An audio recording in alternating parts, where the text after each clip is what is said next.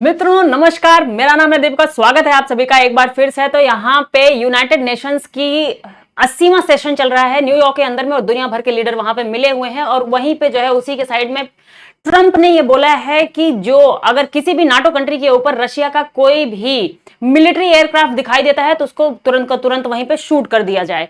तो ऐसा उन्होंने वहां पे बोला है। और उनका पूरा का पूरा इंस्टेंस, उनका पूरा का पूरा विचार जो यूक्रेन और रशिया को लेकर के अभी तक था, जिसमें वो बिचौलिए का काम कर रहे थे, पूरा का पूरा यहाँ पे बदलता हुआ नजर आ रहा है। पूरा का पूरा उन्होंने यू टर्न ले लिया है एकदम से। यू टर्न क्या लिया है उन्होंने बोल दिया कि जो यूक्रेन है, अभी तक रशिया और यूक्रेन के बीच में अभी तक जो युद्ध चल रहा था और इतने दिनों में रशिया ने जो जो उसकी टेरिटरीज, उसकी जो भी जमीन हड़प ली है रशिया ने युद्ध के बीच में, उन सारी जमीन को यूक्रेन फिर से रिक्लेम करेगा, रिक्लेम कर सकता है। और वो भी नाटो की मदद से और अमेरिका की मदद से। तो ये बात सुनकर के जो यूरोपियन कंट्रीज थी वो एकदम से चकराने लग गई कि अचानक से ट्रंप आ करके यहाँ पे अपना नाम तो लिया ही लिया, हम लोगों का भी नाम ले लिया कि नाटो पूरी मदद करेगा जो यूक्रेन है उसकी जो पूरी की पूरी टेरिटरी वो फिर से वापस लेने में। तो ये सारी चीजें वहां पे बोल रहे थे। और इसी के साथ में उन्होंने यूनाइटेड नेशंस को खूब खरी खोटी सुनाई। खरी खोटी क्या सुनाई कि तुम लोग जो है कुछ करने लायक नहीं हो, एकदम से नाकारा हो, तुम्हारी कंट्रीज जो है नरक में जा रही हो, तुम कुछ नहीं कर पाते, वो सारा काम मुझे करना पड़ रहा है। तो ट्रंप का यहाँ पे हमेशा से यही है कि जब तक उनको कहीं पे वो जाए और उनकी खूब वाहवाहियां, उनकी एकदम से जयकारे ना लग जाए जब तक कहीं पे, तब तक ट्रंप को चैन नहीं पड़ता है। तो इसीलिए उन्होंने खूब खरी खोटी सुनाई यूएन को और सारा क्लेम किया कि दुनिया में जो शांति की स्थापना है, मैं दुनिया में शांति स्थापित करना चाहता हूं और उसका सारा का सारा काम मुझे लग रहा है कि मैं इस चीज में काफी अच्छा हूं और मैं ये काम सारा का सारा कर रहा हूं। उन्होंने युगांडा का नाम लिया, गाजा का नाम लिया, यूक्रेन का नाम लिया। उन्होंने कहा कि इन सब जगहों पे इतनी समस्याएं चल रही है और तुम जो है यूनाइटेड नेशन तुम कुछ कर नहीं पाए और सारा का सारा काम मुझे करना पड़ रहा है। तो ये सारी चीजें वो वहां पे बोल रहे थे। तो उन्होंने लगभग घंटे भर की वहां पे स्पीच दी और उस स्पीच में उन्होंने ढेर सारी चीजें वहां पे कही। और इसी के बीच में उन्होंने इसी के साथ में रशिया, चाइना और इंडिया का भी नाम लेकर के वो आ गए। और ये भी उन्होंने बोला बीच में कि पाकिस्तान और इंडिया के बीच में जो वॉर हुई थी वो उन्होंने रुकवाई थी। मतलब 50 बारी इस चीज का वो क्लेम करते ही जा रहे हैं। उनको नोबेल प्राइज चाहिए। उन्होंने ये चीज भी अभी अभी कंफर्म ही कर दी कुछ टाइम पहले कि उनको नोबेल प्राइज चाहिए। हमने देख भी लिया था, वो कह रहे थे कि इतनी दुनिया में इतने जो देश हैं सबके बीच में मैंने शांति करवाई है, तो इसका मतलब मुझे सबके लिए एक एक नोबेल पीस प्राइज मिलना चाहिए। तो अब उनका पूरा का पूरा क्लेम है, वो ऐसे हर बात पे, हर जहां भी जा रहे हैं, वो आज के टाइम पे ट्रंप कहीं पे भी जा रहे हैं, कहीं पे भी भाषण दे रहे हैं, आप देखोगे वो इस चीज को जरूर बोलते हैं कि मैंने दुनिया में शांति करवाई है, मैंने 7 देशों के बीच में वॉर रुकवाई है, मैंने इंडिया पाकिस्तान के बीच में वॉर रुकवा दी थी।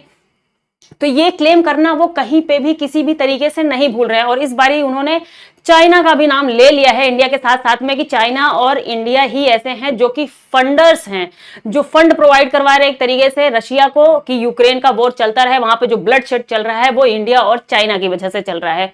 उन्होंने जो नाटो मेंबर्स हैं उनको भी कुछ कुछ चीजें वहां पे बोली।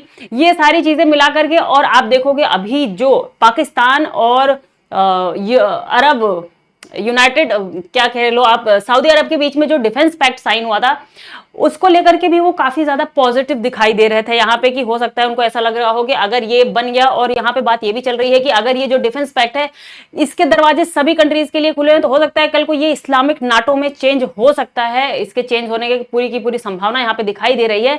तो इसको लेकर के ट्रंप लेकिन काफी ज्यादा पॉजिटिव दिखाई दे रहे हैं। हो सकता है उनको ये लग रहा हो कि जो मिडिल ईस्ट की कंट्रीज है यहाँ पे फिर ये सारा काम ये लोग संभाल लेंगे, मुझे जो है शांति स्थापना के लिए किसी और कंट्री को फिर देखना पड़ेगा, वहां पे नहीं जाना पड़ेगा। और इसी के साथ में जो इमैनुअल मैक्रोन है उन्होंने कह दिया कि अगर ट्रंप नोबेल पीस प्राइज चाहते हैं तो उनको जो गाजा का वॉर है, इजराइल और गाजा के बीच का जो वॉर है उसको वहां पे बंद करवाना पड़ेगा, तभी उनको जो है नोबेल पीस प्राइज दिया जा सकता है।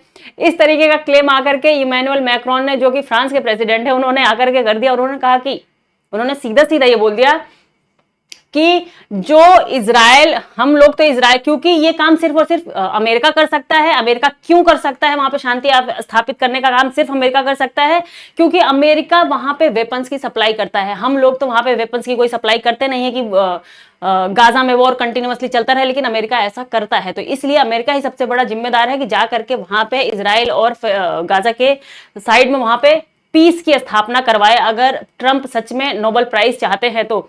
ये सारी चीजें आ करके जो है इमैनुअल मैक्रोन ने डायरेक्टली वहां पे बोली कि ये सुन करके भी पहले तो ऐसा लगता था कि ट्रंप को सिर्फ ये लोग मजाक बना रहे हैं, मजाक बना रहे हैं, लेकिन अब तो ये एकदम से क्लियर हो गया कि ट्रंप को सच में नोबेल प्राइज चाहिए। वो अपने मुंह से भी ये कई बारी बोल चुके हैं कि उनको नोबेल प्राइज चाहिए। तो देखिए क्या होता है, उनको सच में नोबेल प्राइज दे दिया जाता है कि नहीं दे दिया जाता है। और जो ये यूनाइटेड नेशंस है, ये एक तरीके से एक संस्था है, एक दुनिया की संस्था है। अगर आप में से बहुत लोगों को नहीं मालूम होगा तो ये सेकेंड वर्ल्ड वॉर के बाद में 1945 में बनाया गया था। तो इसका मेन एम यही था, इसीलिए बनाया गया था ये, कि जो दुनिया है वहां पे पूरी की पूरी शांति स्थापित हो। फिर से जो सेकेंड वर्ल्ड वॉर हुआ, फर्स्ट वर्ल्ड वॉर हुआ, उस तरीके का कोई वॉर फिर से इन फ्यूचर दोबारा ना हो, इसके लिए संगठन बनाया गया था।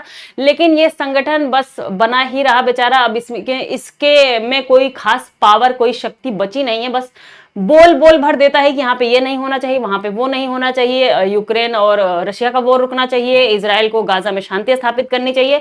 लेकिन उसके पास कुछ ऐसी खास पावर नहीं है, क्योंकि कोई कंट्री उसकी सुनता ही नहीं है, तो कहां से उसके पास पावर आएगी। बनाया तो इसीलिए गया था यूएन को कि ये दुनिया की एक तरीके से सरकार के रूप में काम करेगा, कंट्रोल करेगा दुनिया को, और दुनिया को इसकी बात को मानना पड़ेगा। लेकिन इस टाइम पे कोई भी यूनाइटेड नेशंस की बात सुनता ही नहीं है, तो उसके जो है कहे ना कहे का कोई फायदा निकलता ही नहीं है। जब फर्स्ट वर्ल्ड वॉर हुआ था तो लीग ऑफ नेशंस की स्थापना हो गई थी, लेकिन जब लीग ऑफ नेशंस की स्थापना इसी मुद्दे पे हुई थी कि सेकंड वर्ल्ड वॉर ना होने पाए, लेकिन लीग ऑफ नेशंस भी फेल कर गया था और सेकंड वर्ल्ड वॉर हो गया था। तो सेकंड वर्ल्ड वॉर जब हो गया था तो उसके बाद में यूनाइटेड नेशंस आया था, जिसने लीग ऑफ नेशंस को रिप्लेस किया था बाद में। लेकिन अब देखो क्या थर्ड वर्ल्ड वॉर जिस तरीके से पूरी की पूरी दुनिया, ये चिंता का विषय है। वैसे सच में बहुत ही ये मजाक का विषय नहीं है। अगर थर्ड वर्ल्ड वॉर जैसी कोई भी 1% की भी संभावना होती है तो ये बहुत ही बुरी चीज होगी हमारी पूरी की पूरी दुनिया के लिए, हमारे पूरे के पूरे प्लेनेट अर्थ के लिए। तो उम्मीद तो यही होगी कि ऐसी चीजें कभी जीवन में ना घटने पाए पूरी दुनिया के, कि ऐसी कोई चीज किसी को देखना पड़े। क्योंकि इसके पहले जो चीजें हुई हैं वहां पे आप देखते ही हो कि first world war, second world war में क्या हालत हुई है पूरी दुनिया की। और सेकंड वर्ल्ड वॉर में तो आप हिटलर जैसे क्या नरसंहार प्राणी को भी देख सकते हो कि किस तरीके से उसने करोड़ों लोगों को जेनोसाइड करवाया। वहां पे उसने होलोकॉस्ट में डलवा डलवा के, गैस चैम्बर में डलवा डलवा के मार डाला था।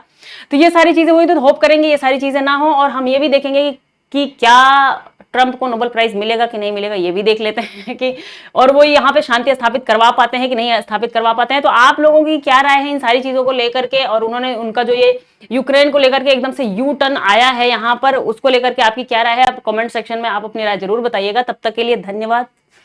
लाइक शेयर सब्सक्राइब करना मत भूलिएगा। Thank you.